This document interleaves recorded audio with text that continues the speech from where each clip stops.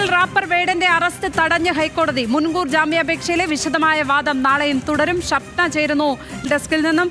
ഷപ്ന, ഏതായാലും വേടന്റെ അറസ്റ്റ് കോടതി തടഞ്ഞിരിക്കുന്നു. എന്തൊക്കെ കാരണങ്ങൾ പറഞ്ഞിട്ടാണ് ഈ അറസ്റ്റ് തടഞ്ഞിരിക്കുന്നത്? വിവരങ്ങൾ. ലക്ഷ്മി, നാളെയും ഈ മുൻകൂർ ജാമ്യാപേക്ഷയിൽ വിശദമായ വാദം നടത്തും. ഈ വിശദവാദം വരെയാണ് അറസ്റ്റ് തടഞ്ഞുകൊണ്ട് കോടതി ഉത്തരവിട്ടത്. ഈ കോടതി വാദത്തിനിടെ ചില കാര്യങ്ങൾ സൂചിപ്പിക്കുകയുണ്ടായി. ഏതെങ്കിലും ബന്ധങ്ങളിൽ ബ്രേക്കപ്പ് ആയെന്ന് വിചാരിച്ച് ഈ ഉഭയസമ്മതപ്രകാരമുള്ള ലൈംഗിക ബന്ധം ബലാത്സംഗമാകില്ല എന്നൊരു പരാമർശം കോടതി നടത്തിയിട്ടുണ്ട്. അതോടൊപ്പം തന്നെ മുഖ്യമന്ത്രിക്ക് പരാതി കൊടുത്തു എന്ന് പരാതിക്കാരി പറഞ്ഞിരുന്നു.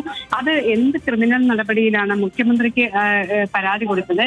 FIR ഇട്ടോ എന്നായിരുന്നു കോടതിയുടെ ചോദ്യം. മുഖ്യമന്ത്രിക്ക് പരാതി നൽകിയത് ഈ കേസിൽ ബാധകമല്ല എന്നും കോടതി ചൂണ്ടിക്കാണിച്ചു. കോടതിക്ക് മുമ്പാകെയുള്ള വസ്തുതകൾ മാത്രമേ പരിഗണിക്കാൻ പറ്റൂ.